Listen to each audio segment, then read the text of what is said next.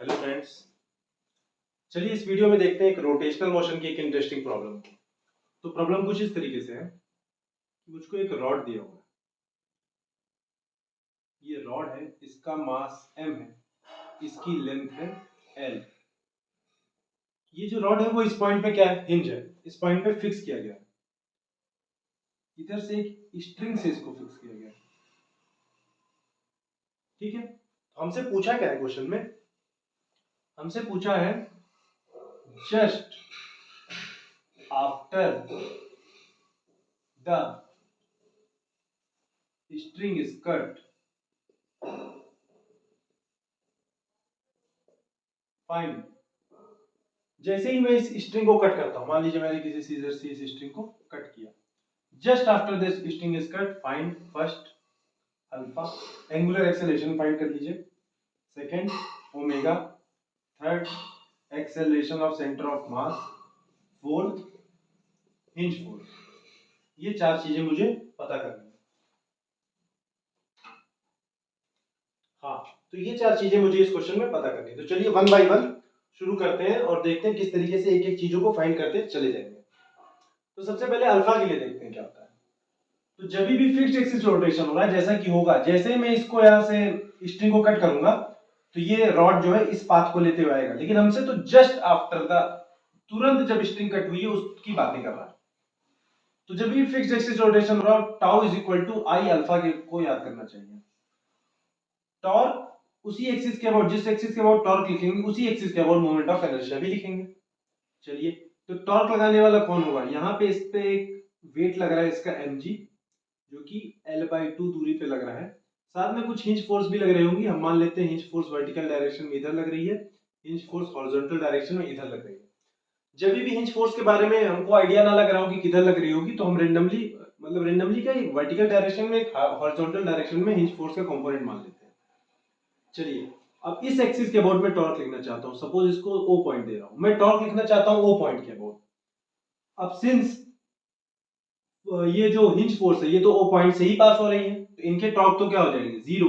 तो टॉर्क बचेगा किसका, mg का। तो mg का टॉर्क कितना आएगा, mg into L/2, mg into L/2। This is the torque of mg about axis O।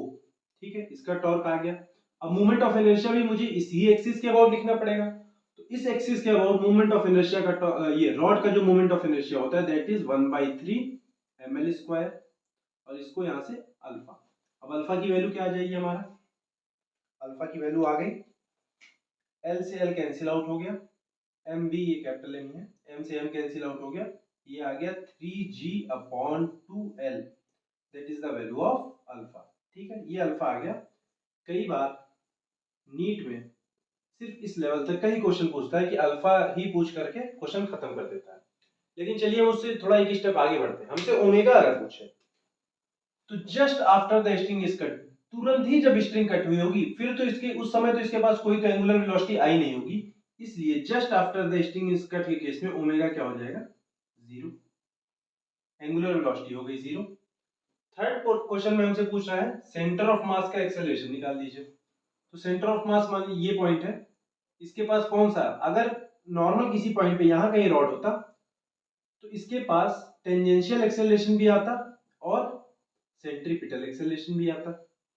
Centripetal acceleration कितना आ जाता, omega square L/2, tangential acceleration आता L/2, acceleration equal to L/2 into alpha. But since यहाँ पे omega zero है, इस point पे omega zero है, तो सेंट्रीपिटल एक्सेलरेशन तो आएगा ही नहीं, सिर्फ इस पॉइंट पे एक टेंजेंशियल एक्सेलरेशन होगा। तो सेंटर ऑफ मास का एक्सेलरेशन हो जाएगा A equal to R alpha, और L इसकी डिस्टेंस कितनी है, L/2। अल्फा की वैल्यू अल्फा की वैल्यू ये निकाल करके रखा हुआ है 3g/2l, L से L कैंसिल आउट हो गया, यहाँ पे आ गया 3g/4। This is the acceleration of centre of mass at t is equal to 0 और just after the string is cut. ये आ गया हमारा acceleration of centre of mass. अब फोर्थ हमसे पूछ रहा है ये हिंज फोर्स निकालने को। अब देखिए t इज इक्वल टू 0 पे क्या वर्टिकल या हॉरिजॉन्टल डायरेक्शन में कोई फोर्स है क्या, नहीं, इस डायरेक्शन में तो कोई फोर्स ही नहीं है। इसका मतलब हिंज फोर्स का हॉरिजॉन्टल डायरेक्शन में कोई भी कंपोनेंट नहीं, मतलब hinge force in horizontal direction is 0। अच्छा वर्टिकल डायरेक्शन में, तो वर्टिकल डायरेक्शन में हिंज फोर्स इधर मान रहा है, mg इधर मान रहा है और एक्सेलरेशन भी किधर हो रहा है, इधर ही हो रहा है। तो इसके लिए एनएलएम की इक्वेशन लिख देंगे, mg कैपिटल एम लिख देता हूं, mg minus F v is equal to m into acceleration of centre of mass that is 3g/4। यहां से हमारी fv क्या आ जाएगा, mg minus 3mg/4 is equal to vertical component of hinge force, ये आ जाएगा mg/4, this is the hinge force. तो इस t इज इक्वल टू 0 पे हिंज फोर्स का सिर्फ एक ही कंपोनेंट है, इस डायरेक्शन में कोई भी कंपोनेंट नहीं है, जिसकी वैल्यू आ गई mg/4। तो सबसे पहले हमने अल्फा निकाला जिसकी वैल्यू है 3g/12। सिर्फ अल्फा तक निकालने के क्वेश्चन भी नीट लेवल पे आते हैं। उसके बाद ओमेगा हमसे पूछा था, तो since just after the sting cut, इसको एनालॉजी देख रहे हो तो ऐसा समझिए कि अगर मैं इस मार्कर को ड्रॉप कर रहा हूं, जिस समय मैंने t इज इक्वल टू 0 पे जब मैं मार्कर को ड्रॉप कर रहा हूं, उस समय इसकी इनिशियल वेलोसिटी कितनी, 0। क्या इनिशियल एक्सेलरेशन 0 है क्या, नहीं, इनिशियल एक्सेलरेशन तो g है, बस इनिशियल वेलोसिटी क्या है, 0। उसी तरीके से यहाँ पे इनिशियल एंगुलर वेलोसिटी क्या है, 0, बट एक्सेलरेशन जो है वो 3g/2l है। अब यहाँ पे चूंकि अल्फा आया तो ये नॉन यूनिफॉर्म, हर एक पार्टिकल इसका नॉन यूनिफॉर्म सर्कुलर मोशन करेगा, इसीलिए यहाँ पे सेंटर ऑफ मास के पास टेंजेंशियल एक्सेलरेशन भी आ गया, दैट इज टेंजेंशियल एक्सेलरेशन और एंगुलर एक्सेलरेशन के बीच में रिलेशन होता है a tangential equal to r alpha. तो r इस ये वाला जो सेंटर ऑफ मास वाला पार्टिकल होगा ये किस सर्कल का हिस्सा है, ये l/2 रेडियस के सर्कल का हिस्सा है। तो यहाँ पे हमने लिखा l/2 इनटू अल्फा की वैल्यू निकाल करके रखा हुआ था, यहाँ से सेंटर ऑफ मास का एक्सेलरेशन भी आ गया।